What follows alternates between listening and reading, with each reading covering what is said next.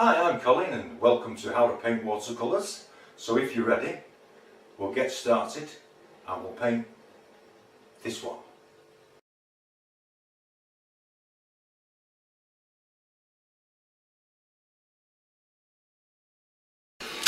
Hello and welcome to How to Paint Watercolours for beginners, or this is a painting for anybody really.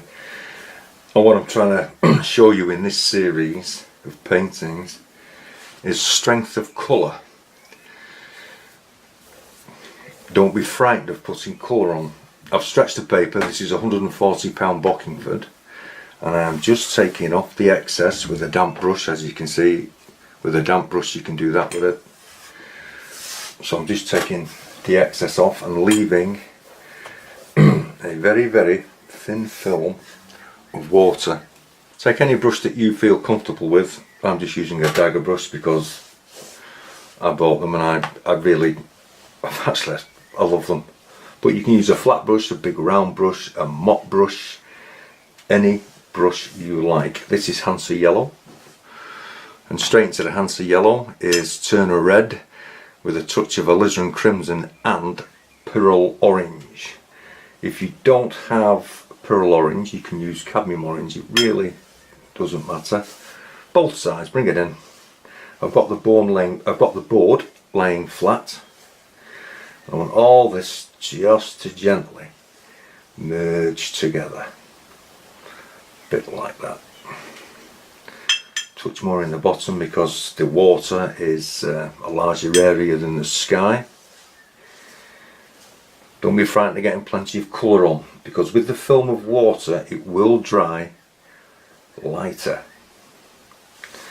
and it can dry up to 50% lighter, so you have to be mindful of that.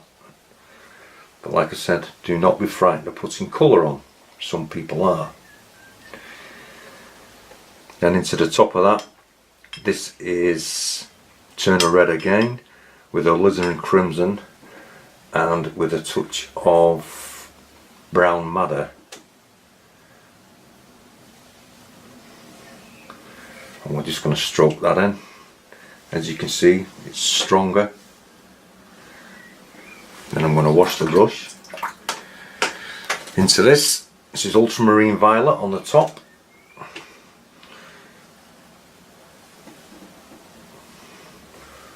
Bring this in, once again, merging it all together. Ultramarine violet into the water, bringing it all together, bringing it into the red. All the colours will merge and change colour. Then into the ultramarine violet, this is dioxazine purple and indigo.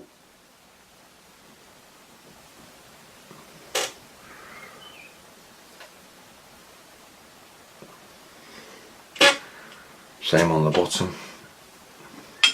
Just saving a little of the violet. Bring it into the water.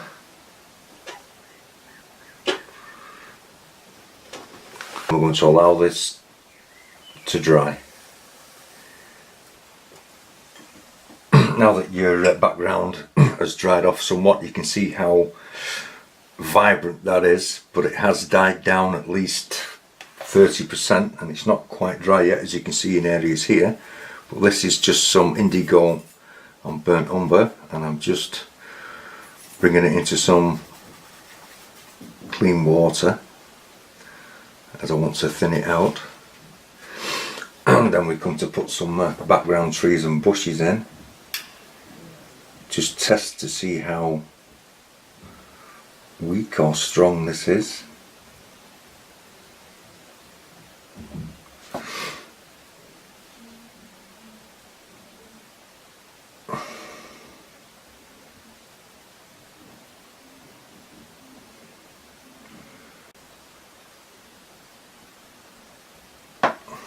Then we can come back and add a little bit of foliage on it. So I'm just turning the rigger brush on its side and just scrubbing some paint in.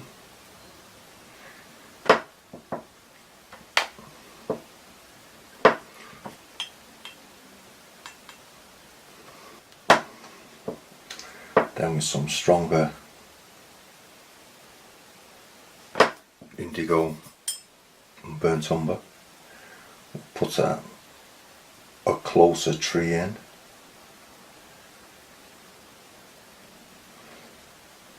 At the same time, I'm going to put some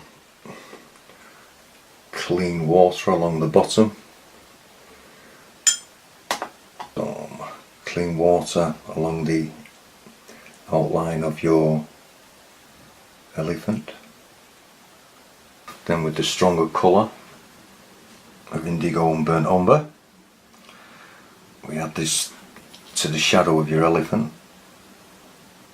You've seen me do this before, for those of you who are following this series, and I am allowing the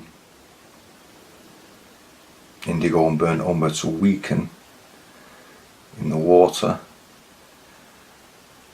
as it comes across the elephant's back, because I actually want some of the underwash to show through.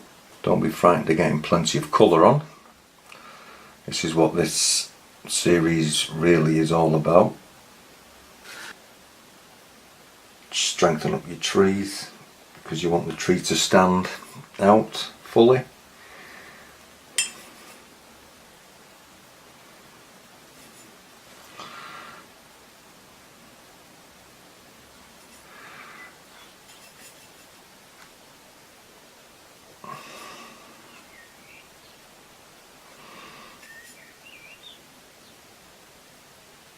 Build it up at the edges, it helps to keep your eye into the picture. Around the top, some foliage on this tree. This is a number 4 brush, round.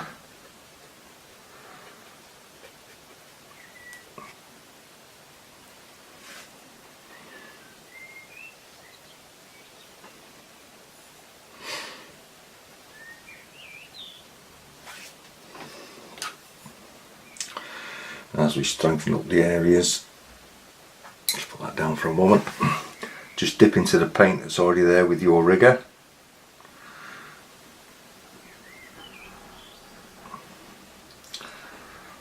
Flick some tall grasses up,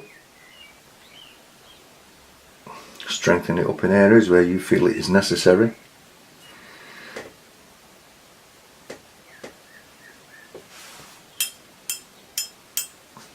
And leave that to dry. And this is just some clean water, and you can see how you can lay your water right over the top of your previous washes without moving or lifting the paint.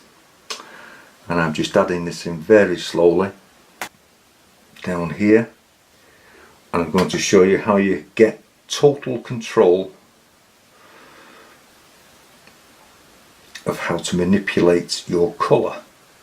And I'm just putting some water into the elephant here, and I might just make him a little bigger actually. Okay, I think we are reasonably there. Right, so this is the really strong mix of indigo and burnt umber right along the line. And I'm just going to bring some colour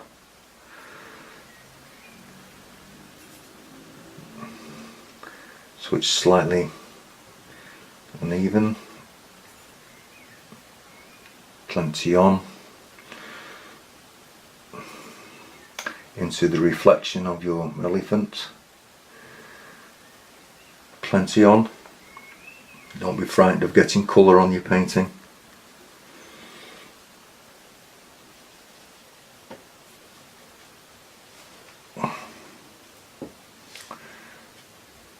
Encourage the paint to move into it. No hard edges on your reflection really. You can actually manipulate it.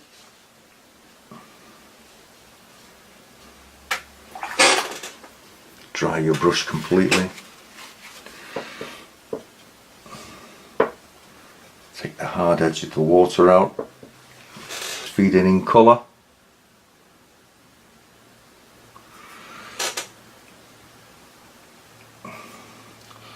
Just allowing it to drift. Just bring this out where a tree is. Adding some more water here.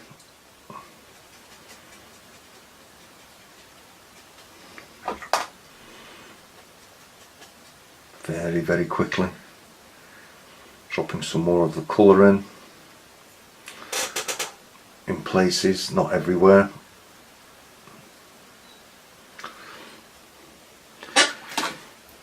And you get your reflections to where you are reasonably happy with them.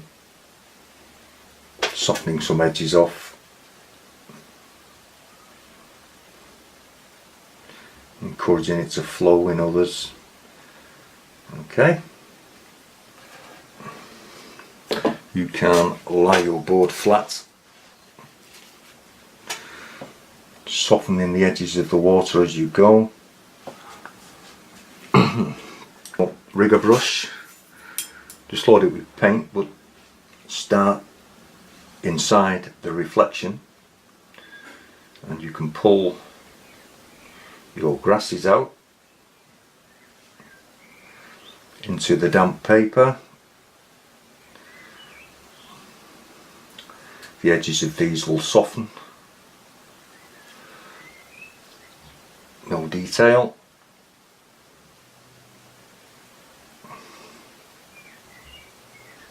The grasses are all going in different directions, so they're not stood up like soldiers. And then you can allow that to dry.